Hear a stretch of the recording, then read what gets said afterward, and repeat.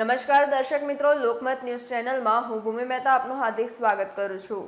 વડોદરા મહાનગરપાલિકાના સ્થાયી સમિતિના ચેરમેન ડોક્ટર શીતલ મિસ્ત્રીએ જણાવતા કહ્યું કે પાલિકાનો સોલિડ વેસ્ટ વિભાગ ઘન કચરો ઘટાડવા રીયુઝ, રીડ્યુસ અને રીસાયકલનો અભિગમ અપનાવાઈ રહ્યો છે। વાન મારફતે નાગરિકો પાસેથી પુસ્તક, કપડાં, પગરખાં સહિતની ચીજવસ્તુઓ એકત્રિત કરી જરૂરિયાતમંદો સુધી પહોંચાડવાનું આયોજન કરાયું છે। વડોદરા શહેરના 4 ઝોનમાં 4 ડેપો બનાવવામાં આવશે।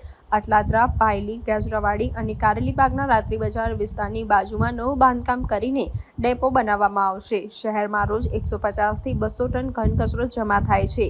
સ્વચ્છ સર્વેક્ષણ 2024 અંતર્ગત કેન્દ્ર સરકાર આ પ્રોજેક્ટ લાવી છે, જેમાં પાલિકાની વાન વસ્તુઓ એકત્રિત કરી NGO અને સામાજિક સંસ્થા મારફતે જરૂરિયાતમંદ લોકો સુધી પહોંચાડશે। પ્રાથમિક તબક્કે રોજનો 3 ટન વસ્તુઓ એકત્રિત કરવાનો અંદાજ છે। લોકો પ્રોજેક્ટ સાથે સંકળાય તે માટે ટોલ ફ્રી નંબર અને નિર્માલ્ય નંબર જાહેર થશે। આનાથી રોજનો કચરાનો ટ્રાન્સપોર્ટેશનનો ખર્ચ ઘટશે અને કેટલીક વસ્તુ ફરીથી ઉપયોગમાં લેવાશે। જ્યારે ઈ-વેસ્ટ કલેક્શન અને પ્લાસ્ટિક કલેક્શન પણ કરવાનું આયોજન છે। હાલ અમદાવાદમાં આ પ્રોજેક્ટ ચાલે છે। આ પ્રોજેક્ટમાં સખી મંડળને પણ જોડાશે। કપડાં, પગરખાં સહિતની વસ્તુઓમાં નાનું મોટું સમારકામ કરાવી તેને ફરીથી વેચી શકાશે। પાલિકાની ભંગાર પડેલી વાનનો રીયુઝ કરી તેમાં કચરો એકત્રિત કરવામાં આવશે। સોલિડ વેસ્ટ વિભાગના મેનેજર કશ્યપ શાહે જણાવ્યું કે પાલિકાની બિનઉપયોગી અને ભંગાર પડી રહેલી વાનમાં નાનો મોટો ખર્ચ કરી રીયુઝ કરવામાં આવશે। આ વાન થકી જ ઘન કચરો એકત્રિત કરવાનું નક્કી કરાયું છે। પ્રાથમિક તબક્કા બાદ દરેક ઝોનમાં 10 બાય 10ના સેન્ટર બનાવી ત્યાં કચરો એકત્રીકરણ કરવાનું આયોજન છે। લોકો પ્રોજેક્ટમાં જોડાય તે માટે વળતરની વિચારણા છે। પાલિકામાં ઈ-વેસ્ટ કલેક્શનની ઝુંબેશ ચાલુ છે, જેમાં કંપની ઈ-વેસ્ટનું વળતર આપે છે। આ પ્રોજેક્ટમાં પણ ઘન કચરો આપનારને રિબેટ આપી શકાય તે માટેની વિચારણા ચાલી રહી છે। એમાં વેસ્ટ મટીરિયલ ઉઘરાવાનું જે કરવાના છે, શું છે આખા સોલિડ વેસ્ટ મેનેજમેન્ટમાં રિડ્યુસ, રીયુઝ અને રીસાયકલ કન્સેપ્ટ આંતરરાષ્ટ્રીય લેવલે પ્રચલિત છે।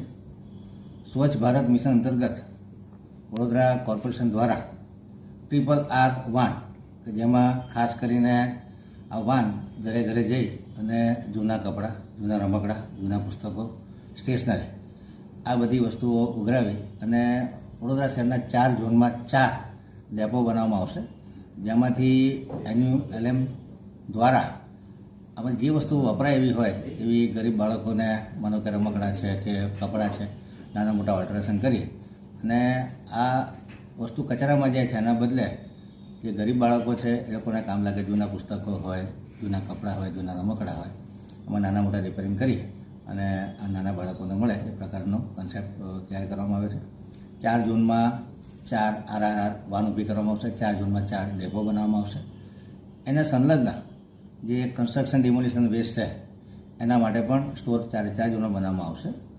ખાસ કરીને 4 ઝોનમાં જે જગ્યાઓ સિલેક્ટ કરી છે એમાં અટલાદરા, બાયલી, ગાજરાવાડી અને રાત્રિ બજારની આસપાસની જગ્યા, આમ કરીને 4 સ્ટોર બનાવવાનું હજુ ટેન્ટેટિવ નક્કી થયું છે।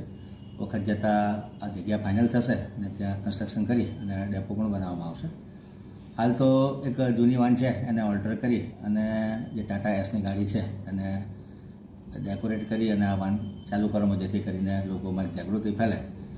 આવનારા વખતમાં 4 નવી વાન લઈ અને RRR વાન બનાવવાની અને CND વેસ્ટના સ્ટોર બનાવવાનું આયોજન છે, જેથી કરીને કન્સ્ટ્રક્શન ડિમોલિશન વેસ્ટ જે આખા વડોદરામાં જ્યાં ત્યાં પડેલો હોય છે, બિલ્ડરો, લેબર કોન્ટ્રાક્ટરો, ટ્રેક્ટરો દ્વારા ગમે ત્યાં આ કન્સ્ટ્રક્શન વેસ્ટનું ડમ્પિંગ થતું હોય છે, એના બદલે આ 4 ઝોનમાં 4 ડેપો દ્વારા જે CND વેસ્ટ છે એની જે રિસાયકલિંગ કરવાની સાઇટ છે અટલાદરા ખાતે, ત્યાં આગળ બધું મોકલવામાં આવશે, જેથી કરીને આમાંથી જે રીયુઝ થઈ શકે, એમાં પ્યોર બ્લોક બની શકે, મેન હોલના ઢાંકણા બની શકે, કમ્પાઉન્ડ વોલ માટેના પોલ બની શકે, જે અલગ અલગ આઇટમો આમાંથી બનાવવામાં આવશે, જેને ઉપયોગ કોર્પોરેશન દ્વારા પણ કરવામાં આવશે અને CND વેસ્ટવાળા બહાર વેચી પણ શકશે।